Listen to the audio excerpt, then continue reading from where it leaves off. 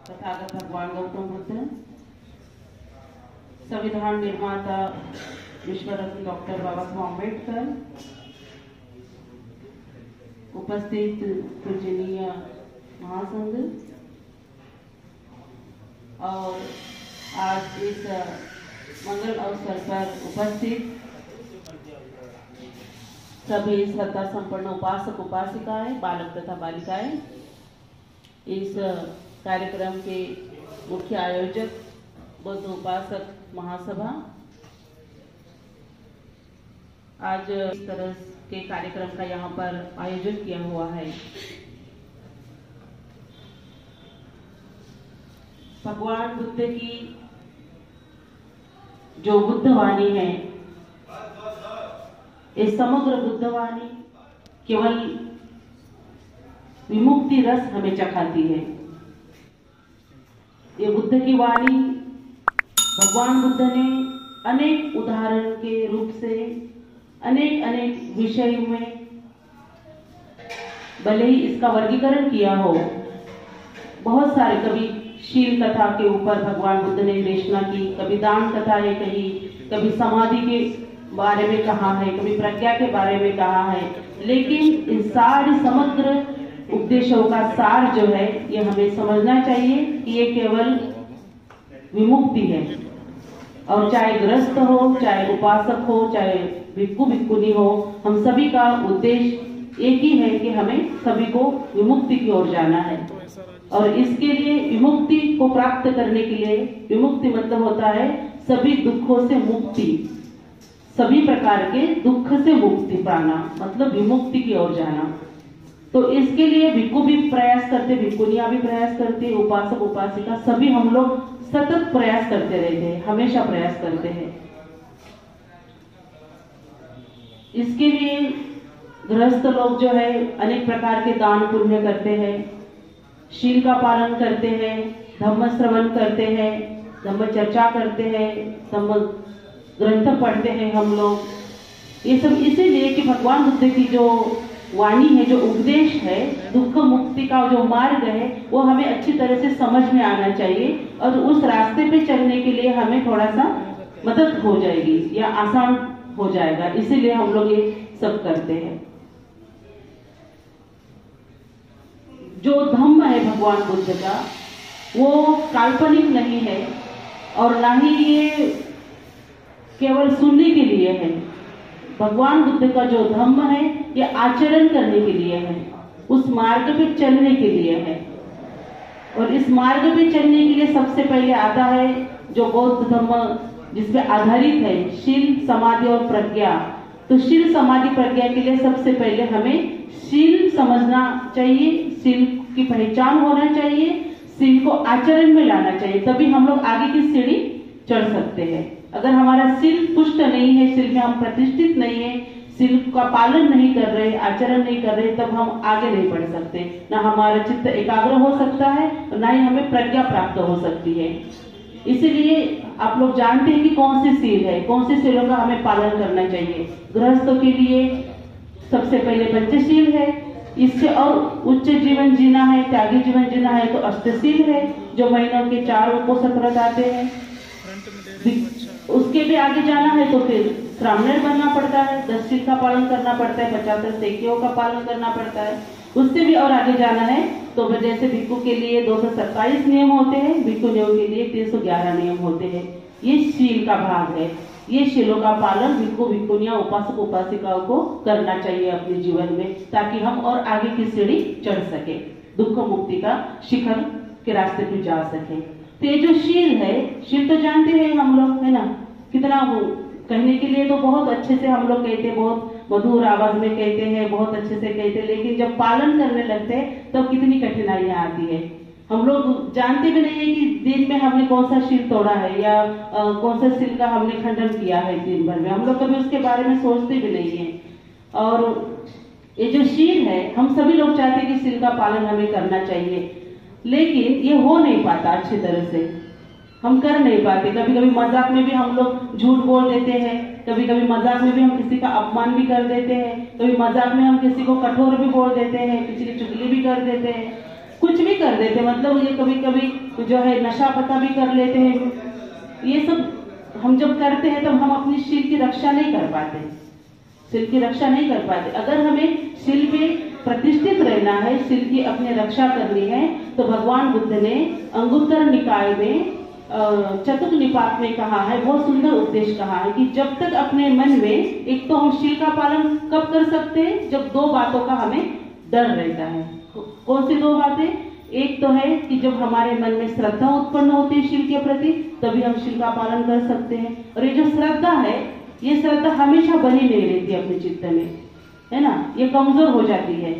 लेकिन जो डर जो है, दूसरी बात, डर के मारे भी हम लोग शील का पालन करते हैं। जो डर है अगर, तो तब भी हम लोग शील का पालन कर सकते हैं।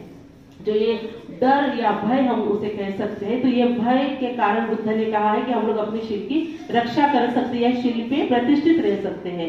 ये 4 प्रकार के भय बताए हैं भगवान बुद्ध ने कि जब 4 प्रकार के भय अगर हमारे अंदर हमेशा बने रहे तो हम अपनी शील की रक्षा अच्छी तरह से कर पाएंगे और उस पे हम लोग प्रतिष्ठित रह पाएंगे।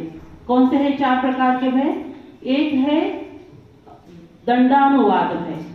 पहला जो कहा है भगवान ने, दंडानुवाद भय। दंडानुवाद मतलब आप लोग समझ सकते हैं उसके नाम से ही, दंड से सभी लोग भयभीत होते हैं, है ना। दंड किसी को भी प्रिय नहीं, अच्छा नहीं लगता। किसी को पनिश करो तो अच्छा लगेगा? नहीं लगता।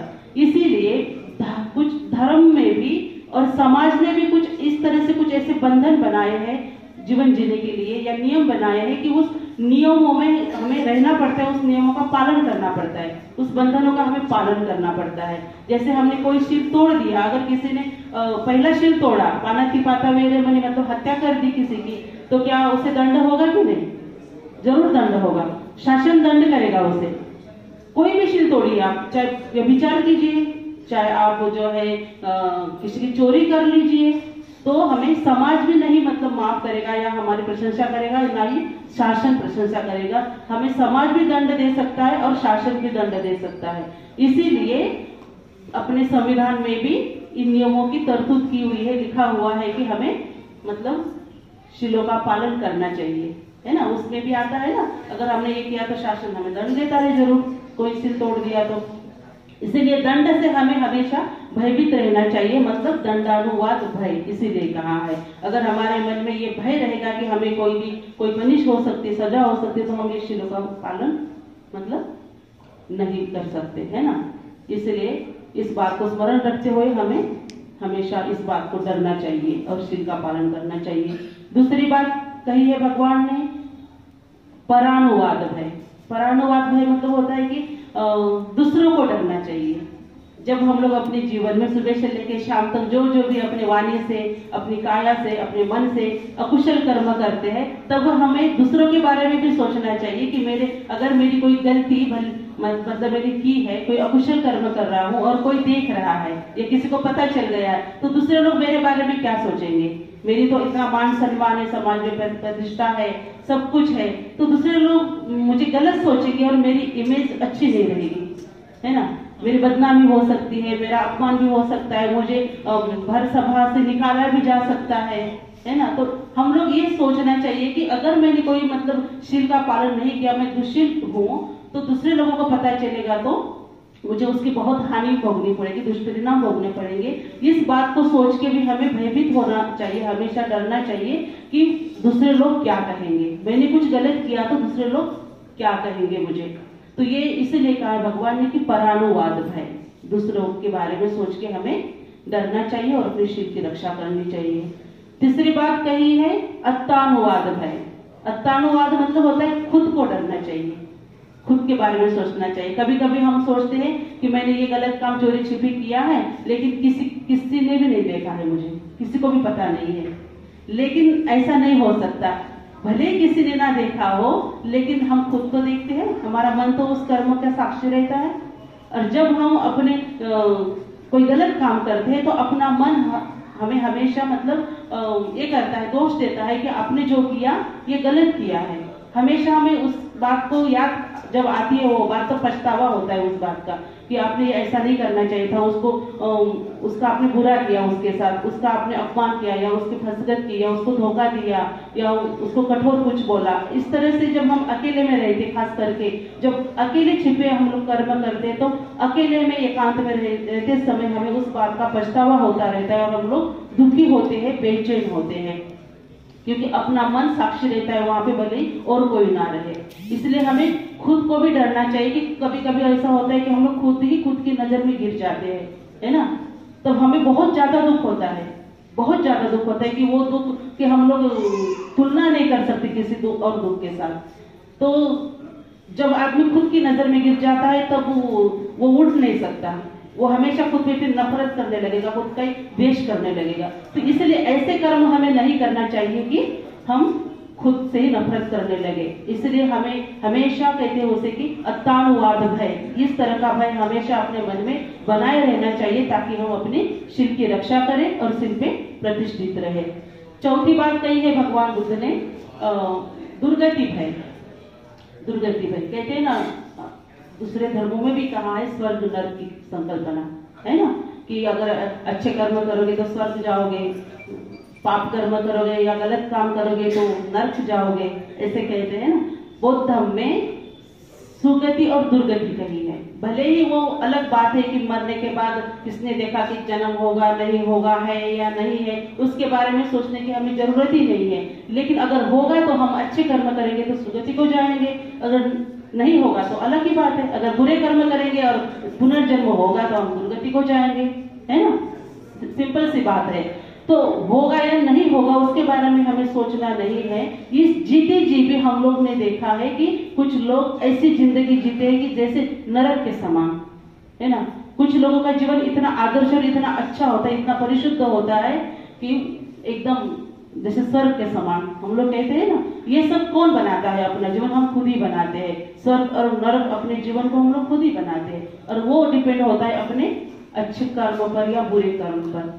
हम लोग खुद ही अपना भविष्य बना सकते हैं, खुद ही अपना जो आगे की जो गति है वो हम लोग खुद ही अपना मतलब उसकी जिम्मेदार होते हैं और कोई भी नहीं रहता है। हम लोग कभी कभी नसीब पे दोष देते हैं या कभी कभी कहते भगवान के मन में था ही नहीं, ऐसे ही होना था, वैसे ही होना था तो हो गया। नहीं, ये सब अपने ऊपर रहता है। तो हमेशा हम सभी को शिल पे जो अपना जीवन प्रतिष्ठित है, शिल पे अपना जो जीवन खड़ा है, जो शीलवान व्यक्ति की हर जगह प्रशंसा होती है, शीलवान व्यक्ति को हर जगह मान सम्मान मिलता है। जो शिल पे प्रतिष्ठित रहता है उसको हमेशा कभी भी अपने जीवन में रोने की, पछताने की, अपमानित होने की कभी बारी नहीं आती, उसके ऊपर कोई कभी समय नहीं आता। ऐसा हर जगह जाएगा, मान सम्मान पाएगा, यश पर प्रतिष्ठा पाएगा। इसलिए हमें और अधिक न दीप में जाते हुए और अधिक गहन न सोचते हुए हमें सबसे पहले अपना शील को बलवान करना चाहिए और अपना जीवन परिशुद्ध करना चाहिए, पवित्र करना चाहिए। यही हमारी दुख मुक्ति की ओर जाने की पहली सीढ़ी है। ये सीढ़ी हमें अपने मजबूत करनी चाहिए और अधिक न बोलते हुए मैं इन्हीं बातों पे अपने धर्मवाणी को विराम देती हूँ। आप सबका